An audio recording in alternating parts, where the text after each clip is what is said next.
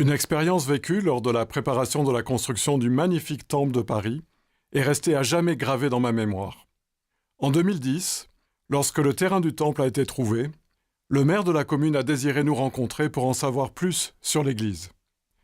Cette réunion était capitale pour l'obtention d'un permis de construire. Nous avons minutieusement préparé une présentation PowerPoint comprenant plusieurs photos impressionnantes de temples mormons.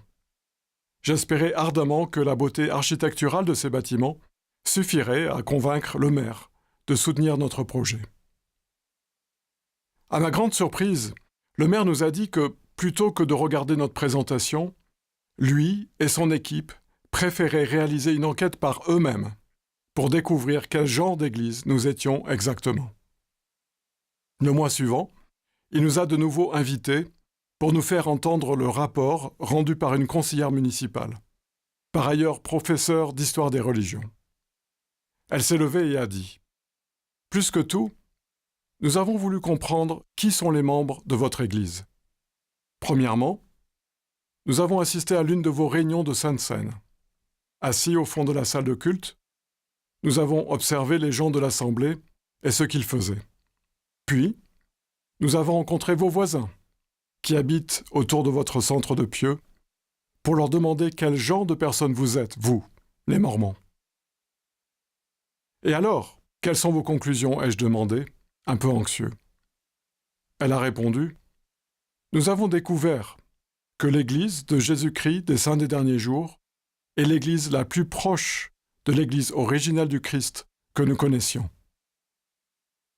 J'ai failli objecter « Ça n'est pas totalement vrai. Ça n'est pas l'Église la plus proche. C'est l'Église de Jésus-Christ, la même Église, la vraie Église. » Mais je me suis abstenu et fait une prière silencieuse de reconnaissance.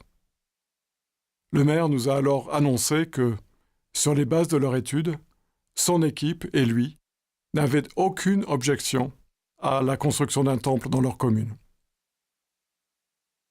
Aujourd'hui, quand je repense à cette expérience miraculeuse, j'éprouve de la reconnaissance pour la sagesse et l'esprit de discernement du maire. Il savait que la clé pour comprendre notre Église est de la voir non pas sous la forme des bâtiments dans lesquels nous nous réunissons, ni même comme une institution bien organisée, mais à travers ces millions de membres fidèles qui s'efforcent chaque jour de suivre l'exemple de Jésus-Christ.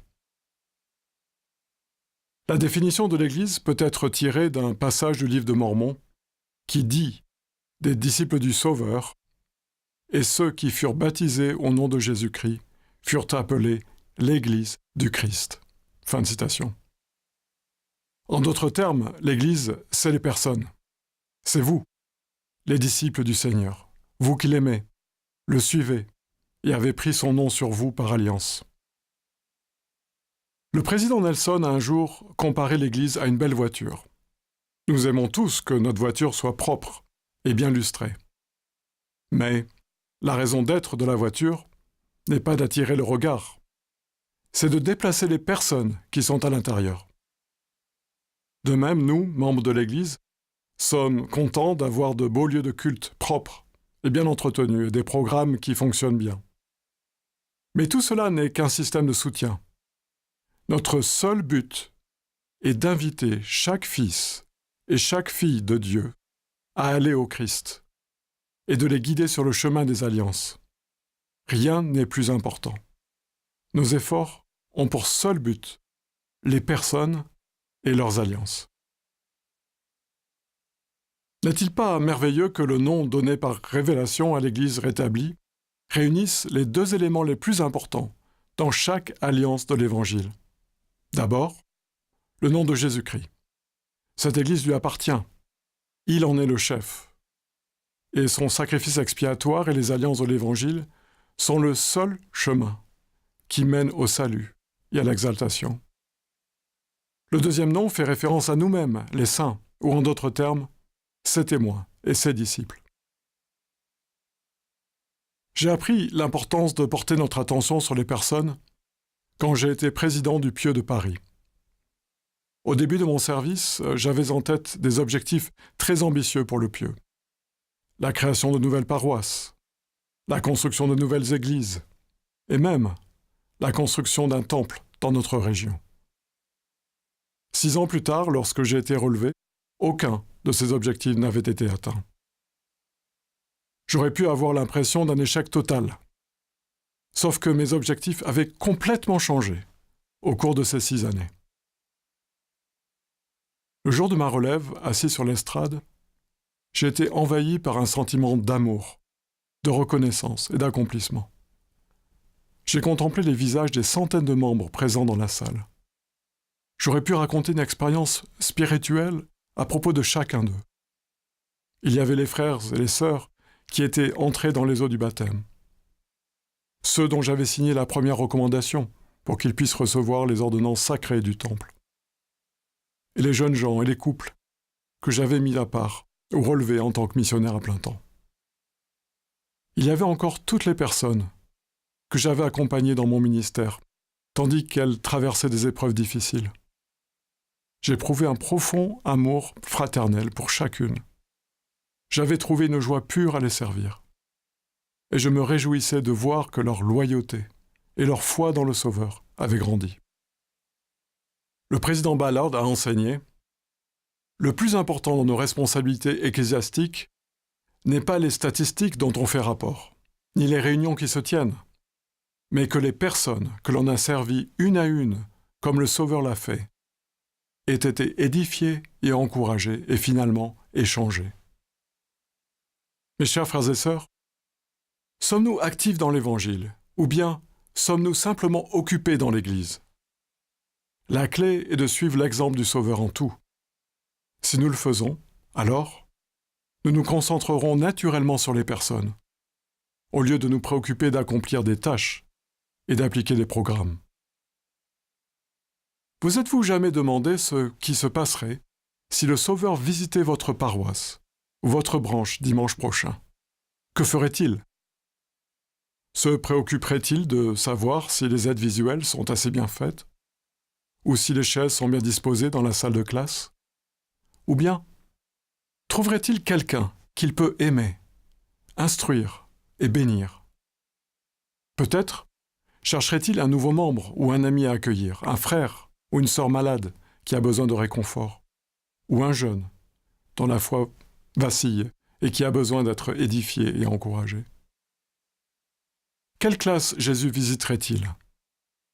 Je ne serais pas surpris qu'il visite les enfants de la primaire en premier. Il s'agenouillerait probablement pour leur parler les yeux dans les yeux. Il leur exprimerait son amour, leur raconterait des histoires, les féliciterait pour leurs dessins et témoignerait de son Père céleste. Il se comporterait de manière simple, naturelle et sans façon. Pouvons-nous faire la même chose? Je vous promets que si vous vous efforcez de suivre l'ordre du jour du Seigneur, rien ne deviendra plus important pour vous que de trouver les personnes que vous pouvez aider et bénir. À l'Église, vous vous attacherez à instruire les personnes et à toucher leur cœur. Votre préoccupation sera de favoriser une expérience spirituelle plutôt que d'organiser une activité parfaite, de servir vos semblables plutôt que de cocher dans une case le nombre de visites que vous avez faites. Ce qui importera, ce ne sera pas vous, mais eux que nous appelons nos frères et sœurs. Nous parlons d'aller à l'Église, mais l'Église est plus qu'un bâtiment ou un lieu particulier. Elle est tout aussi réelle et vivante, dans la plus humble demeure, dans les régions les plus éloignées du monde, qu'au siège de l'Église à Salt Lake City. Le Seigneur lui-même a dit « Là où 2 ou 3 sont assemblés en mon nom, je suis au milieu d'eux. »